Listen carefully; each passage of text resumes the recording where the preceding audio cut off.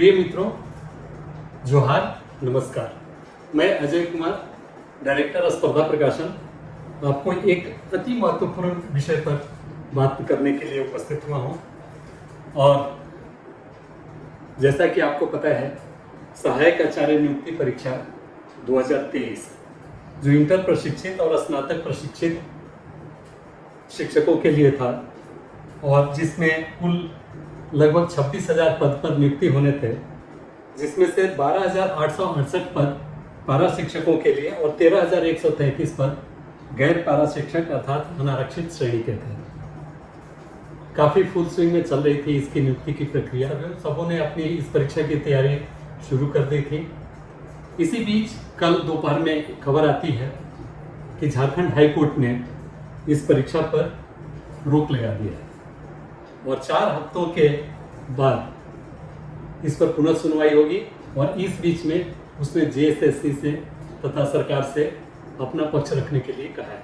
शुरू में काफ़ी घबराहट वाली स्थिति लगी, क्योंकि बच्चों के स्टूडेंट्स के काफ़ी फोन आने लगे और लगा कि अब जैसे उनका बहुत सारा कुछ छिन गया हो, क्योंकि काफ़ी उम्मीद से वो अपनी परीक्षा की तैयारी में लगे हुए थे। मुझे भी लगा कि थोड़ा विस्तार से इसको जानना चाहिए, समझना चाहिए, और जितने भी मेरे लिंक हो सकते थे मैंने सबका उपयोग किया और वस्तु स्थिति के तह तक जाने की कोशिश की। तो मूल बात यह थी कि आखिर ये स्थगन हुआ क्यों, इसके पीछे का कारण क्या था। इसके पहले जो सेवा नियमावली बनी थी आचार्य सहायक आचार्य नियुक्ति की 2022 में, उसमें पारा शिक्षकों के साथ साथ अन्य संविदा कर्मी अर्थात सीआरपी और बीआरपी, क्लस्टर रिसोर्स पर्सन और ब्लॉक रिसोर्स पर्सन, जो कि शैक्षणिक कार्यों में के अतिरिक्त अन्य कार्यों में शिक्षा विभाग में कार्यरत हैं, उनके लिए भी पद उसमें आरक्षित थे, अर्थात 50% पद में वो भी शामिल थे।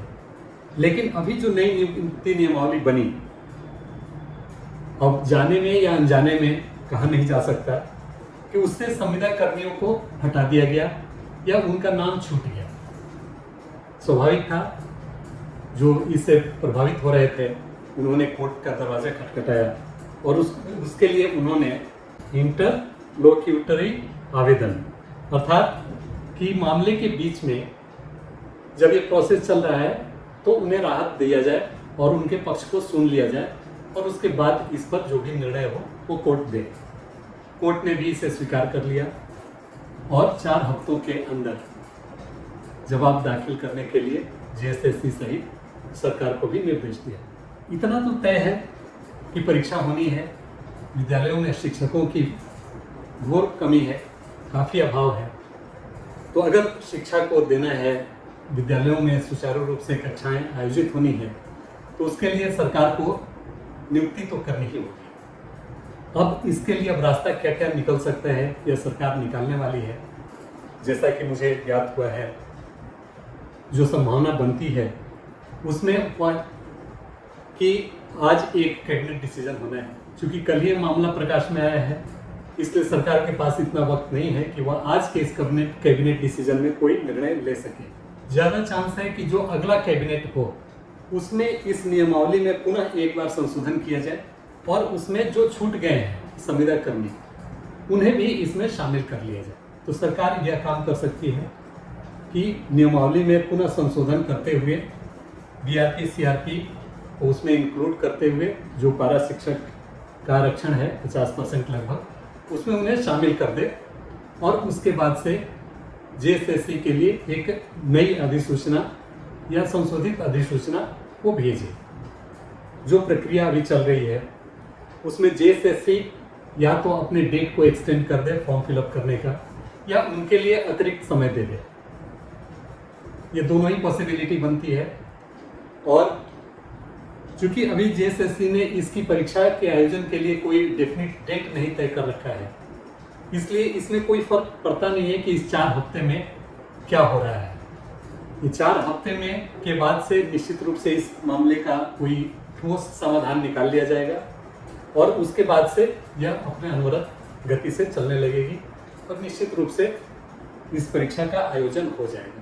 इसलिए जो भी हमारे पाठक हैं, हमारे दर्शक हैं, स्पर्धा प्रकाशन से जुड़े हुए हैं वर्षों से, उन्हें मैं स्पष्ट संदेश देना चाहता हूँ कि निराशा की कोई स्थिति नहीं है। एक छोटा सा व्यवधान है, वह भी केवल 4 हफ्तों का, वह दूर हो जाएगा और आपकी अब परीक्षा होगी। तो जब इसका होना तय है तो आपको निराश होने की भी आवश्यकता नहीं है। इतने दिनों तक जब आपने पेशेंट से काम लिया है, धैर्यपूर्वक इसका इंतजार किया है, तो अब थोड़े से वक्त के लिए आपको इम्पेशेंट होने की जरूरत नहीं है। हमने भी अपने फ्लो को रोका नहीं है, और जैसा कि आपको पता है, इंटर प्रशिक्षित और स्नातक प्रशिक्षित के लिए स्पर्धा प्रकाशन सभी को कवर करते हुए, सभी श्रेणी के कैंडिडेट्स को, छात्रों को कवर करते हुए लगभग 20 पुस्तकों का प्रकाशन करने जा रही है। उसमें से ये अभी जो आपको दिख रहा होगा मेरे सामने में, इतने सारे लगभग 10-11 पुस्तकों का प्रकाशन ऑलरेडी हो चुका है, और बाद बाकी का होना भी बाकी है।